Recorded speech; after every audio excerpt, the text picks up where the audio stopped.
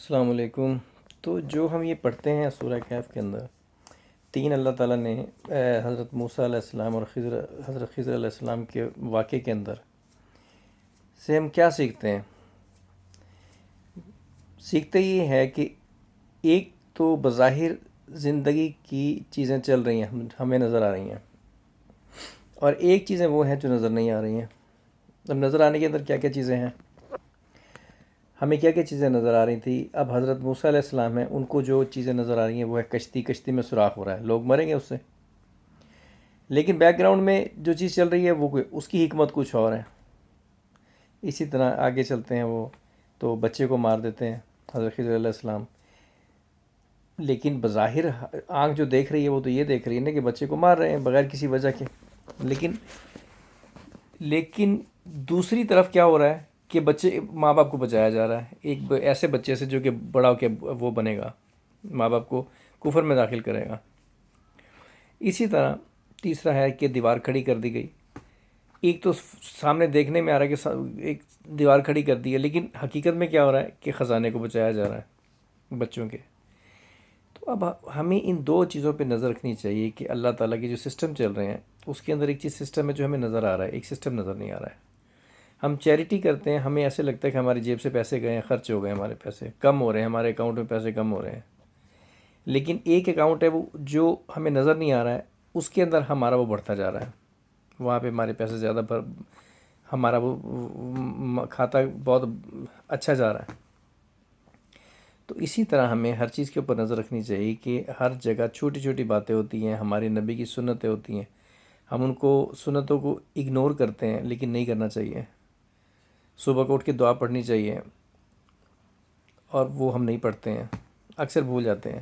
رات کو سونے سے پہلے دعا پڑھنی چاہیے، ہمارے نبی نے کہا تو پڑھنی چاہیے، ہم نہیں پڑھتے ہیں۔ بظاہر ہمیں نظر آتا ہے کہ یار دعا پڑھنے سے کیا ہوگا، لیکن اس کے اثرات رہتے ہیں ہمارے اوپر، اس کا اثر رہتا ہے ہماری زندگی کے اوپر، اور اس کے فائدے پہنچتے ہیں ہمیں بہت سارے جو کہ ہمیں نظر نہیں آ رہے ہوتے ہیں۔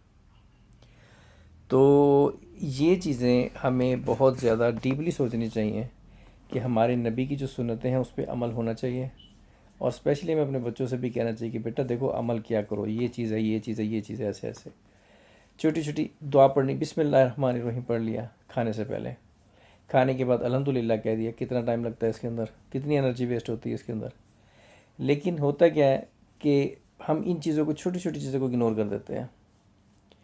اور ان چیزوں سے کا دوسرا فائدہ کیا ہوتا ہے کہ یہ ہمیں ایمان کے نزدیک کرتا ہے۔ ایمان جو ہے نا وہ ہمیں ماں باپ کی طرف سے ملا ہوا ہے، ہم نے کوئی مشاہدے سے نہیں حاصل کیا۔ مشاہدے سے حاصل کون کرتا ہے؟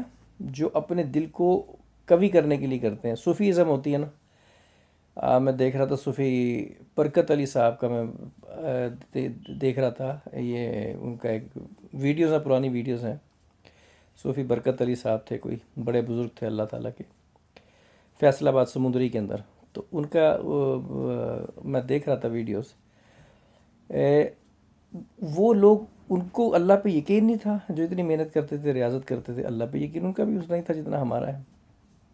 ہوتا کیا ہے، اپنے یقین کو پختہ کرنے کے لیے، اپنے یقین کو، ایمان کو سٹرونگ کرنے کے لیے، اپنی ایک جو ہے نا ایمان کو مشاہدے میں لانے کے لیے وہ ایک تجربہ کرتے ہیں، دیکھنا چاہتے ہیں کہ ایمان حاصل کرنے سے، ایمان ایک تو ہمیں وراثت میں مل گیا ماں باپ کی طرف سے، اور ایک ایمان کو ہم نے مشاہدہ بھی کرنا ہے ساتھ، دیکھنا چاہتے ہیں کہ کیا کیا حاصل ہوتا ہے اس سے۔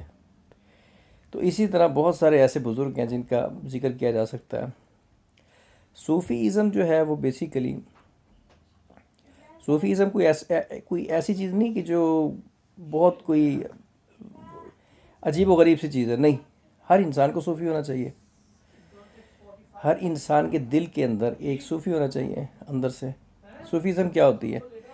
طبیعت کے اندر فقیری آ جائے، درویشی آ جائے، اور طبیعت کے اندر سے جو ہے وہ سٹیٹس نکل جائے،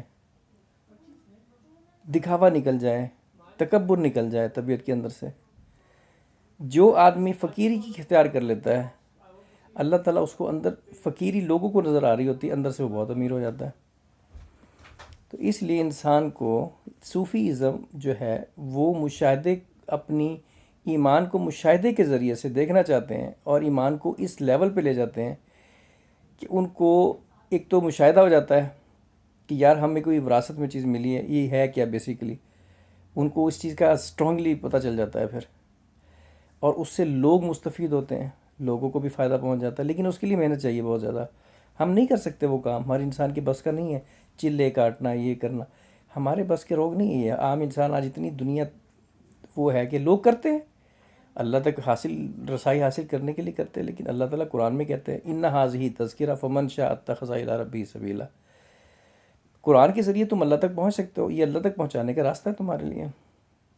تو قرآن ہی ہمیں پڑھنا چاہیے، قرآن پڑھیں، اپنے طبیعت کے اندر سے اچھی اچھی باتیں اختیار کرنی شروع کر دیں. ہم طبیعت کے اندر سے نفرتیں نکالیں، اور میں نکال دیں اندر سے.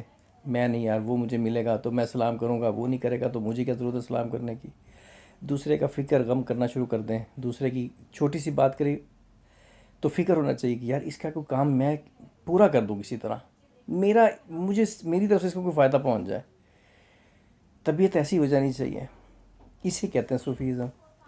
جب یہ ہونا شروع ہو جائے گی تو انسان کا رغبت اللہ کی طرف جانے قدرتی شروع ہو جاتی ہے. اس کے اندر کسی کو محنت کرنے کی اتنی ضرورت نہیں ہے. پھر طبیعت ادھر مائل ہونا شروع ہو جاتی ہے، پھر انسان کہتا ہے یار، پھر وہ اللہ کی طرف رغبت جب اتنی ہو جاتی ہے نا، تو اللہ تعالیٰ اس کو اپنی طرف کھینچنے کی کوشش کرتا ہے. یہ ایک مقناطیسی قوت ہے.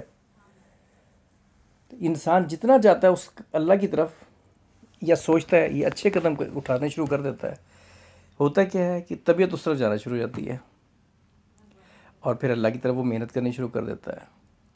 پھر سوچتا ہے کہ یار کیوں نہ میں بھی وہ مشاہدات کرنے کی کوشش کروں، کیوں نہ میں وہ عمل کرنے کی کوشش کروں کہ جو بڑے بزرگ کرتے رہے. تو اس کے اوپر انسان کو محنت کرنی پڑتی ہے. لیکن انسان عام بھی محنت نہ کرے، انسان نارمل زندگی گزارتا رہے، لیکن طبیعت کے اندر سے وہ چیزیں نکال دے. ہر روز کچھ نہ کچھ طبیعت میں سے چیزیں ایسی نکالے جس سے دوسروں کو نقصان پہنچ رہا ہے، اور اپنی ذات کو اور اپنی آخرت میں نقصان پہنچ رہا ہے. اور وہ چیزیں اپنی زندگی میں شامل کر لیں جس سے اپنی زندگی کو، اپنے آپ کو فائدہ پہنچے، دوسروں کو فائدہ پہنچے، اور اس کی آخرت بھی اس کے آخرت میں بھی فائدہ پہنچے اس کو. تو اس کے لیے سب سے بڑی چیز یہی ہے کہ لوگوں سے محبت، پیار، نفرتیں ختم کرنی، پیار سے بات کرنی، پیار سے محبت سے بات کرنی ہے. اور ان چیزوں پہ نظر رکھی جائے کہ یار ایک میں یہ کام کر رہا ہوں تو ایک ہی سامنے نظر آ رہا ہے، اور ایک جو وہ ہے جو سامنے نظر نہیں آ رہا ہے مجھے. جیسے سورہ کہف کا واقعہ آپ کو سنایا میں نے. اللہ تعالیٰ ہمیں اس چیز کی توفیق دیں، اور ہمیں بزرگوں کے، اپنے اسلاف کے اوپر کے نقش قدم پر چلنے کی توفیق عطا فرمائے. السلام علیکم.